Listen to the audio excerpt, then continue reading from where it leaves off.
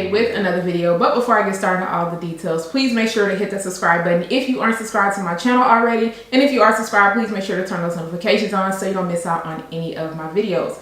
Also, if you are not following my new Instagram page, I'm going to make sure to leave my name running across the screen, because go and follow me over there, okay? We're trying to make sure to stay more consistent, okay?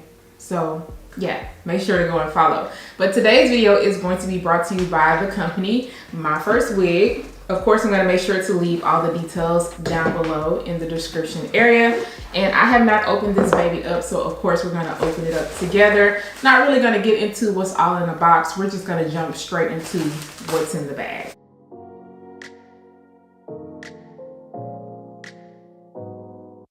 This is their highlight brown straight wig, and this is in a silky texture. I know you guys are probably shocked, like, what, you picked silky? Yes, I did. This time around, I did.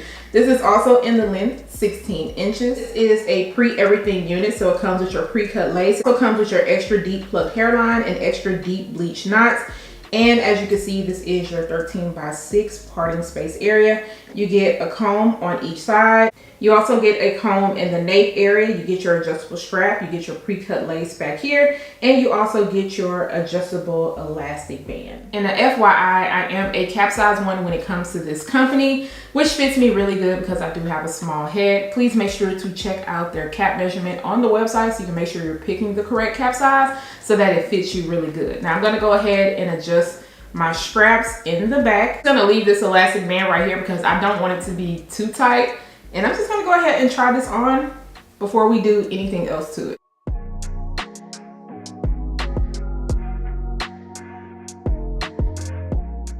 Okay, so this is what it is looking like on before I go in and do anything extra. It does come as a right side part, but of course, if you are not, come on, little hair. That's in my way. If you are not a fan of the right side, then just switch it to the left side. That's what you got the 13x6 parting space area for. Okay, so you can move your parting space around. You can also part this in the middle. Those knots, they look really good. You can see my cap, but just don't worry about it, okay? I'm gonna push it back. But you have the ability to part this in the middle. And then as far as the hairline goes, the hairline is looking really good. Not much to really have to worry about. So I'm not gonna go in and worry about plucking any extra hairs out because it's just not needed, okay? It's ready to go. As far as the length goes, I think that this length is perfect for every day. Now, one thing I am noticing is that right here in the front, it does seem to be a bit longer, and then in the back it's a bit short. But we'll see once I turn around and see how everything looks once I push all of the hair to the back. But this density is also very, very nice because I don't feel like it's heavy. I am going to double check and see what the density is because I'm not sure if this is 130% because sometimes it depends on what cap you get. You can get 130% or 150%. I don't know if they go up to 180% on certain wigs. Like I said, I have to go and double check. But the highlights on this look really good. I like how this is just sitting in the front. Now, of course, when you put this in the middle, because y'all know how I feel when you have them highlights on the wig, and the highlights don't be highlighting once you put everything in the middle. So we're gonna see. We're gonna play around. We're gonna play around and see. Now, as far as this part, you guys know I'm going to probably curve it because, well, you know what? I might just leave it how it is just so we can style it straight out of the box. But I'm not sure because you guys know I love a curved side part. But yeah, everything looks good so far. The only thing that I do need to go in and do is cut off these ear tabs on the side because it does come over my ears. And I like for that to sit above my ear to make it look as natural as possible. This is a Myfirstwig unit. It is designed to be glueless, so you don't have to use any type of adhesive if you choose not to. I'm probably going to go in with just a little bit of mousse just to make sure that it does have that super melted look, but we'll see. So I'm going to go ahead and get to styling this baby. Of course, I'll be back to show you guys the final looks and also to tell you guys my final thought.